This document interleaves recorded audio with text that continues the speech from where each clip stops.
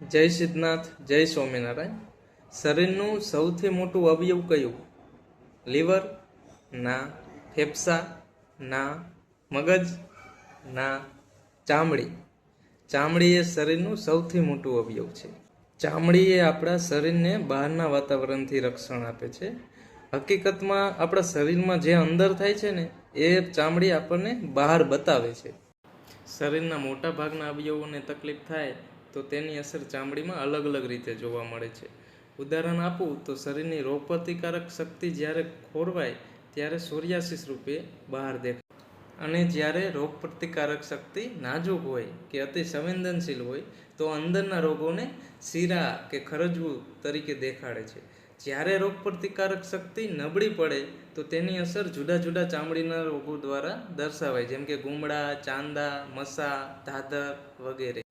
એવી જ રીતે હોર્મોનલ સિસ્ટમ બગડે તો વાળ ખરે, ટાલ પડે, દાજ પડે, પાંદુરોગ વગેરે થાય. અને ક્યારેક વારસાગત વલણ પણ દર્શાવે છે, જેમ કે ચામડીના કેન્સર. બીજા શબ્દોમાં કહી તો ચામડી એ આપણા શરીરનો અંદરનો એક અરીસો છે જે અંદરના રોગને બહાર દર્શાવશે. તો એ સમજવાની જરૂર છે કે ચામડીના રોગ એ ચામડી પૂરતા સીમિત નથી, પણ ચામડીથી એ અંદરના લેવલના છે.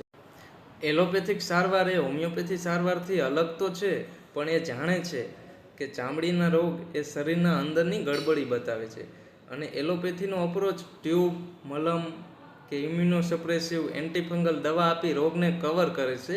રિઝલ્ટમાં ચામડીનો રોગ જલ્દીથી મટી જાય છે, પણ જેવી દવા એ બંધ કરે તો એ મોટાભાગના રોગો પાછા આવે છે. આ અનુભવ કેટલાય દર્દીઓને અને ડૉક્ટરને થાય છે. હોમિયોપેથીમાં ફૂલ કેસ લેવાનો અને શરીરની અને રોગની તાસીર નક્કી કરવાની અને એવી રીતે સારવારનો પ્લાન બનાવવાનો કે રોગ છે એ જડમૂળથી જાય. શરીરની રોગપ્રતિકારક શક્તિ એટલી મજબૂત થઈ ગઈ હોય એટલે એ રોગ પછી લાંબા સમય સુધી પાછો ફરતો નથી. Thank you.